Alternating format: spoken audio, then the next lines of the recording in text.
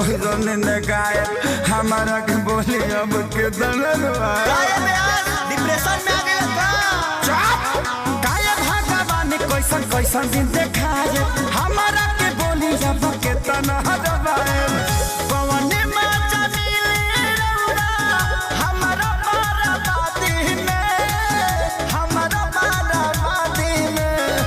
Hello hello hello, जो भी बाराती भाई लोग खाना नहीं खाए हैं कृपया द्वार पे जाके खाना खा ले।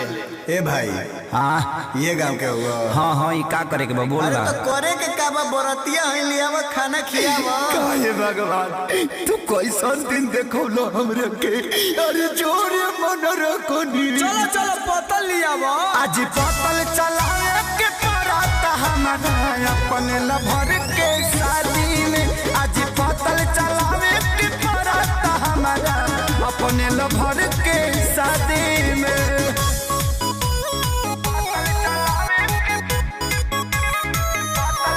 Music by Arya Sharma.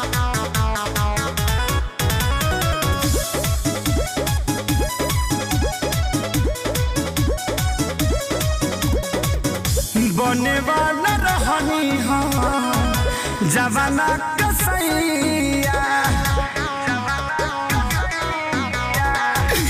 ई साला बुझता रे लड़की के भैया। टेंशन मत लीजिए, गलत फैमिली हो गया होगा। बने वाला रहनी हम जवाना के सैया ई साला बुझले लड़की के भैया। लागी कोई लोग हमारा लभ के आजादी में प्यार के आजादी में। का भाई हमरा पतल में के पूरी खत्म हो गइल बा, तारा लौकत नहीं खे। लौकता जौन देर तौन खइबो।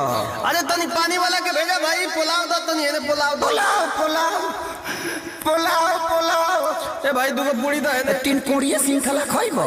ई कौन आइटम है यार? आज पतल चलावे के पराता हमारा अपने लभर के शादी में आज पतल चलावे के पराता हमारा अपने लभर के शादी में।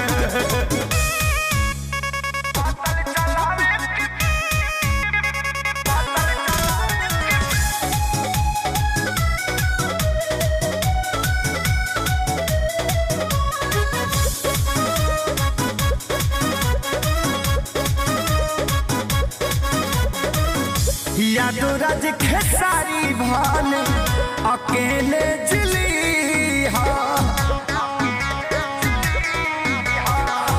बगल वाला गाँव के लड़की सन के दिल नदी ओए भैया एकरा अलावा कोनो ऑप्शन नहीं। यादो राज खेसारी अकेले जिली बगल गाँव के लड़की सन का दिल जाने दिया। फंस गई हम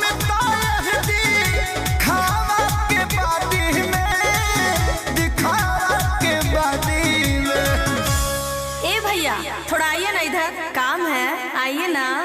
ए भाई तारा के बोला कि जाना। नहीं भैया मैं आपको ही बुला रही हूँ। हमरा के? हाँ। का भगवान अब कतना बुरा दिन ले जाइबा हमार।